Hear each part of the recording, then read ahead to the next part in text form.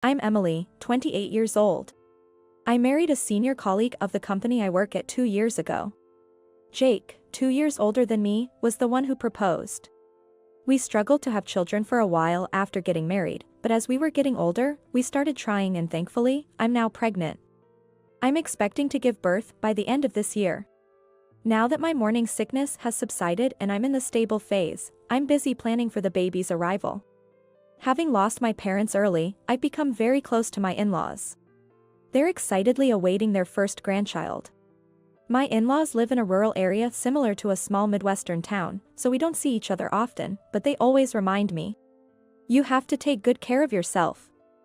Eat well to have a healthy baby, and they send us nutritious foods and homegrown fruits and vegetables. Thanks to their care, and probably due to eating too much fresh produce now that I'm in a stable phase, I've put on a little weight. I have an older sister, Natalie, who is 32. She's already married with a cute daughter. My 3-year-old niece, Lily. Her husband, Robert, of the same age, adores Lily and often declares, I won't let her get married, or if someone asks for her hand, I'll send them packing. Natalie just laughs and says, silly, aren't you? Well, they are a lively but wonderful family. When I told them about my pregnancy, Natalie became a great mentor, offering advice. She says, if you're unsure about anything, just ask me, okay? Since she's experienced, I'm looking forward to learning a lot from her. She also has some baby items that she no longer needs, which will help our budget. Whenever I visit the gynecology, Natalie accompanies me. My doctor is Dr. Jones, a veteran female physician. She's kind, and someone I can trust. She gave us a lecture once including Jake. The most important thing is the well-being of a pregnant woman. She should be the priority in everything. Really? Jake asked, looking anxious. Of course. I'm not saying the husband should do all the household chores. A pregnant woman needs some exercise too. However, she shouldn't lift heavy objects or reach for high items. Moderate exercise is essential, but don't overdo it. That's the basic rule. I see. Jake nodded as he listened to the doctor. Don't worry, I can cook and shop. So, it would be a big help if you could help with cleaning and laundry, I asked Jake honestly. Then Jake replied with a smile, sure, that won't be much different from now. Leave the heavy shopping to me, like beverages. I was truly happy that Jake was so willing to help. I quit my job after getting married, and now I work part-time at a nearby supermarket as a cashier and stocking shelves. I work 3 times a week for about 3 to 4 hours, which isn't too hard on my body. Many of my colleagues are older women with childbirth experience, and they often give me advice and take care of me. Meanwhile, Jake's job has been getting busier lately. Since I used to work at the same company, I understand what his job entails. It's an office job, so there should be almost no overtime except during the financial closing period. When I asked about it, Jake said, I'm busier now because I've been put in charge of a new department. I'm leading a team with some younger colleagues. He says, I've got to work hard since I'm becoming a dad, but I worry about him overdoing it. Don't push yourself too hard. Don't worry, I'm taking breaks when needed, he reassured me. One day, I got a call from my cousin. Hey, Emmy, I need some advice. My cousin, Chris, who calls me Emmy. He is 2 years younger than me and got married last year. His wife's name is Sarah. They were high school sweethearts and have been together since then. Sarah recently found out she's pregnant and often turns to me for advice since I'm a bit ahead in this journey. So, what did you want to ask about? Well, Sarah's morning sickness is really bad. She can't stand the smell of food and can't eat anything. What should I do? You're funny. If she can't eat food, how about soup? That's a bit like Marie Antoinette, or maybe a food analogy. Anyway, seriously, what did you do when you had morning sickness, Emmy? I just gave up on foods that I couldn't stand the smell of and ate whatever I wanted. Also, I made sure to stay hydrated. Oh. And chewing mint-flavored gum or candies helped a lot. Got it, thanks. You're always so helpful, Emmy. I'll call you again if anything comes up. If my sister is my mentor in childbirth, then my cousin Chris is my mentee. We live close and he has a flexible schedule because he's self-employed, so we've had plenty of chances to meet even before I got married. Meanwhile, my husband Jake's weekend work started to increase. He said he needed to spend the weekends organizing the data he collected during the week. Lately, we've had less time together, and I've felt a change in his attitude. One night, I complained about the frequent weekend work. Can't you manage your work a bit better? You promised to help with the housework. But I'm doing it all. My belly has grown so big that even cutting my toenails is a struggle. But instead of understanding, he replied, work is critical for me right now. Shouldn't you be more supportive? Dismissing my requests and demanding more support from me. I understand, but it's tough for me too. Look at my belly. I'm working hard for our child too. Don't just push your needs onto me. Besides what? What now? I heard you've been meeting a man outside recently. What? A man? Oh, you mean my cousin. He helps me with shopping when you're not around. Cousin? Really? But you've been meeting him quite often, haven't you? Well, he's family, so of course we see each other. Alright, just bear with me for a little while. Things were a bit tense as the due date approached.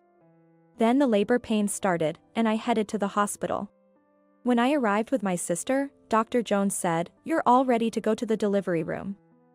After birth, you'll be admitted for postpartum care." My sister contacted Jake, but he was too busy with work to be present for the birth or even prepare for my hospital stay. So, my sister took care of all the preparations for my hospitalization. 5 hours after arriving at the hospital, I gave birth to a baby boy. Despite the intense pain, which made me cry out, the midwife said it was an easy birth. And seeing my baby's cute face made me feel it was all worth it. That night, Jake came to the hospital. Dr. Jones said, "Praise your wife for her hard work. Why don't you hold the baby too?" smiling as she spoke. Exhausted in bed, I imagined seeing Jake happy. But Jake didn't smile when he saw the baby and remained silent. Then, he muttered, "Is this really my child?" What? What are you saying? Is that the first thing you say? I was stunned. Dr. Jones reassured him, "You'll find him adorable after a while." Gathering my composure, I followed Dr. Jones and said, "This is our child. Let's do our best to raise him together." Even after saying that, Jake remained expressionless. And then, "Dr. Jones, I have a request. Please conduct a DNA test on this child," he suddenly demanded. What? I was speechless at my husband's words. A DNA test? He really doubts that the child is his. This is absurd. Dr. Jones was also taken aback. Well, it's possible, but these aren't the words for a birthday, she dismissed him. Please, I insist. Jake pushed for the test. You doubt me? That's terrible. I was truly hurt. The post-birth pain was nothing compared to this. I yelled out loud. I just want to know the truth.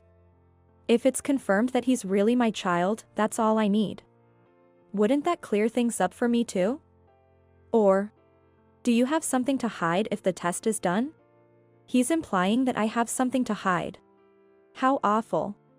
I'm not asking for gratitude, but demanding a DNA test right away is the lowest of the low. Sensing an unproductive argument brewing, Dr. Jones reluctantly agreed, "All right, let's do the test." I was unhappy but confident that the child was Jake's, so I thought, let's just go through with it. When Jake left the hospital room, I broke down in tears. I'd thought he would be happy. Instead, he doubted me so much that he demanded a DNA test. Later, we proceeded with the DNA test as my husband wanted, and planned to receive the results when Jake visited on the weekend. On the day of the report, Jake arrived at the hospital looking unusually calm. In the hospital room, Dr. Jones took out the report. I'll just give you the conclusion. Okay. The result of the test is that the probability of Jake and the boy being father and son is... Jones paused, then announced. 0%, this child is not Jake's biological son. What? I was speechless and almost collapsed. That's impossible. I can't think of any explanation. But, how could this be? My mind went blank. Jake smirked and said, I knew it. Then, with a triumphant air, he accused, you tried to pass off a child from an affair as mine. Pointing at me, he declared, we're getting a divorce. This is all your fault. I'll be demanding a hefty alimony, so be prepared. And with that, he left the room. I was just stunned, unable to react. I discussed the situation with my sister and cousin Chris. My sister listened quietly and said, this is an outrageous false accusation. We need to set things straight. Chris oddly smirked, don't worry, Emmy, everything's perfect on my end. This isn't something to be relaxed about. Ah. Right. I couldn't tell if they were serious or enjoying my misfortune. Later, I received a call from my husband. I've decided to divorce. My parents agree too. Since I'm the victim, I'll be demanding alimony. Maybe $30,000 would be fair, he said. I'm thinking of leaving this to a lawyer. Is that okay? When I told him, Jake added, fine, but you better pay the birth expenses yourself. I'm not spending money on someone else's child. I retorted, do whatever you want. Sure, I will. Since I'm a stranger now. If you can't pay the alimony, I'll take the house and the land. I'm the victim, so I deserve that much. Jake was adamantly aggressive. That house and land are the inheritance from my deceased parents. I don't care. Anyway, I'm busy preparing for the divorce, I'll contact you later. I reported this call to my sister and then decided to move forward with the next plan. Soon, I was discharged from the hospital, and my cousin Chris picked me up in his car. You've done well. How are you feeling? Better, a lot better. But the real challenge is ahead. I need to do this for my child. I looked down at the little life wrapped in a blanket. That's right, everything's ready on my end. Let's give that husband of yours a taste of his own medicine, triple-fold. We talked like this on our way home. When I arrived, the house looked completely different. Jake had moved all his belongings out. The room was empty except for the baby items I had prepared. And there was a note from my husband. I'm leaving the house. I won't return. Don't bother looking for me at my parents' house, I won't be there. Contact me only if necessary. I knew where he would go. Typical, he's quick with these kinds of arrangements. I sighed in exasperation. Shortly after, I received a call from Jake. Great timing. As soon as I answered, Jake started yelling. What do you think you're doing, sending that to my workplace? Oh, that? Since you wouldn't tell me where you were, I had no choice but to send it to your office. I replied nonchalantly. You've gone too far. I had to explain to my boss about our divorce, and now the whole office knows and they're looking at me weird. Just as planned, Jake's surroundings had become chaotic. That's none of my concern. So, you saw the contents, right? Make sure you come to the lawyer's office. Don't run away. As if I would run. You better be prepared too. I'll fight this to the end. It seems the certified mail arranged by my lawyer had reached his office. I could imagine Jake's panicked state. Yes, the net around my husband was tightening. At the lawyer's office, we discussed the divorce with Jake. Jake's parents were present too. My sister and her husband were there to support me. Her husband, Robert, who works in construction, treats me like his own sister. Then the discussion began. Emily had an affair, conceived a child, and tried to pass it off as mine, planning to raise it with my money. This is highly malicious. So I demand not only alimony but also her house and land as compensation. This was Jake's main argument for the divorce. Wow, he's really pushing his luck. But I was fully prepared and at ease. The lawyer responded, I understand your point. However, even in a divorce due to infidelity, property division occurs. Also, don't expect all your demands to be met. If your opinions differ, my job is to mediate based on facts. Please be aware of that. Jake said, then justice is on my side. Having a child with another man and passing it off as mine is like fraud. Maybe I should call the police? His parents also chimed in, Emily, this is terrible. We were so happy about the first grandchild, only to find out it's not Jake's child. This saddens me. The most pitiful one is the child born into this. Please, atone for your actions and properly raise the child. No matter what the lawyer says, what you've done is unforgivable. I'm completely innocent and a victim. It's important how much Emily reflects and apologizes to me. So, do you have any remorse or intention to apologize? Jake seemed entirely convinced of his victory.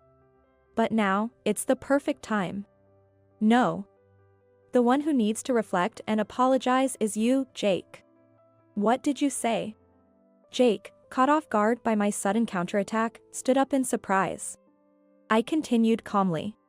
Just give up already. Everything is already known. What are you talking about? I know who your affair partner is. I'll demand alimony from him too. I decided it was time to reveal my ace evidence. In fact, I've invited someone here.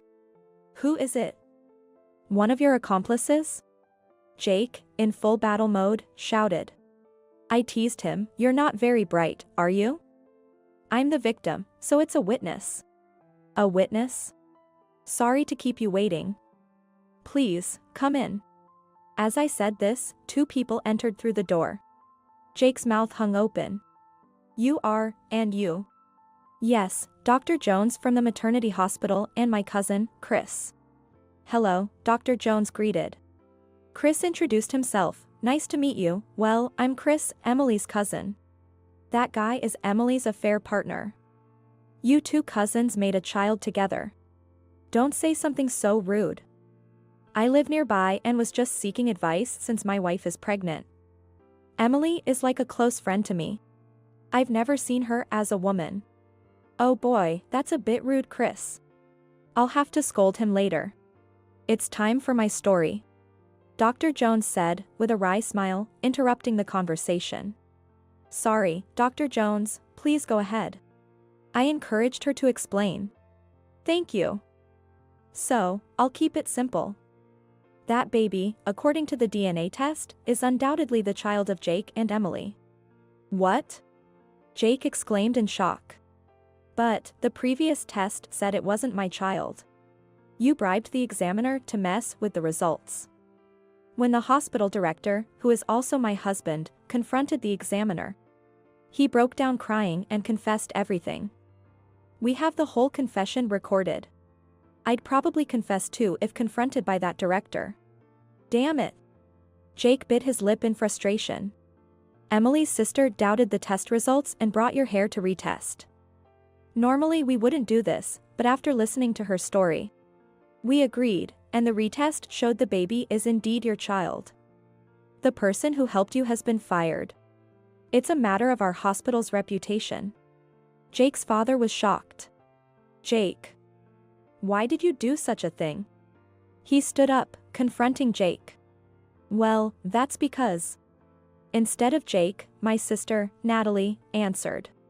The one who was actually having an affair was Jake. He was cheating. What? His parents were speechless, their mouths agape. I saw Jake walking with an unknown woman in downtown on a Saturday. When I asked Emily, she said Jake was working that day. I found it suspicious. So I asked Chris to investigate. Taking over the story, Chris boasted. Actually, I used to work part-time at a detective agency during college, so I'm good at investigations. Then we found plenty of evidence of his affair. Here's a recording of their conversation. With that, Natalie played the recording on an IC recorder.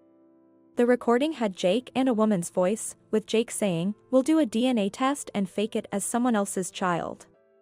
That way, it'll look like she had an affair. We've got a suitable scapegoat, her cousin, with photos to prove it. Once we frame it as an affair, I can push all the blame on her for the divorce. I'll get alimony and can claim her house and land for the sin of having a child. I'll be the tragic hero, and there's no problem for us to be together. Am I a genius or what?" The woman responded, "More like a villain. Ha! You're like a bad guy in a historical drama." Their laughter followed the conversation.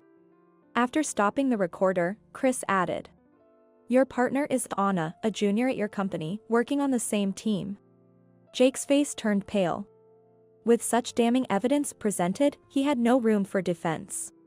"Now that the truth is out, it's my turn," the lawyer said with a smirk. He then pulled out various documents from an envelope and explained. "Here are Emily's demands. First, she requests a divorce from Jake. She won't pursue the DNA test forgery, so we won't discuss it here. She demands alimony from Jake and the woman involved. Additionally, Jake will be asked for property division and child support." His parents were dumbfounded by the unexpected turn of events. Jake, harshly confronted by me and my sister, was utterly devastated.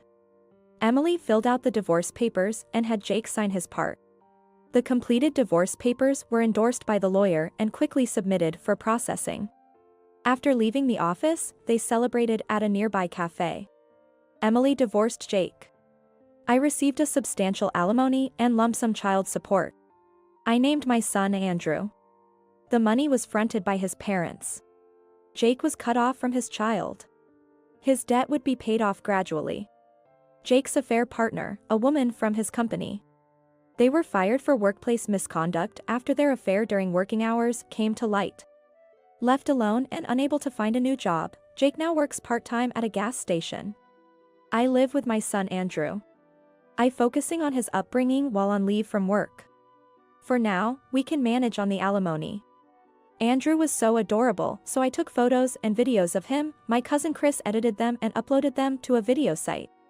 They turned out to be surprisingly popular.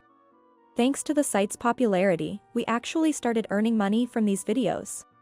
The income was substantial, so I decided to save it for Andrew's future. I'm also receiving a lot of help with childcare from those around me. My sister, of course, and also the ladies I work with part-time have been a great support. Especially the ladies, who shop for me at the supermarket and deliver it to my home since I can't get out. Interestingly, the person who delivers these items is Michael, the store manager. Actually, Michael is also divorced, and the ladies' scheme was to set us up. When Andrew turned 1, Michael proposed to me. Despite his role as a manager, Michael is down to earth and always hardworking, treating both staff and part-timers without discrimination. Which I really admired. As he often delivered groceries to my house, we had many opportunities to talk, and my admiration soon turned to affection. I happily accepted his proposal. Andrew had met him many times and grew fond of him. I could see that Michael would take good care of him. Although I accepted the proposal, we couldn't get married right away and decided to take some time to prepare. Lately, Andrew has started calling Michael a Mike and a dad. It seems I have recaptured the happiness I once let go of. This time, I'm determined to hold on to this happiness tightly and never let it go. I made this resolution while watching Andrew's peaceful sleeping face.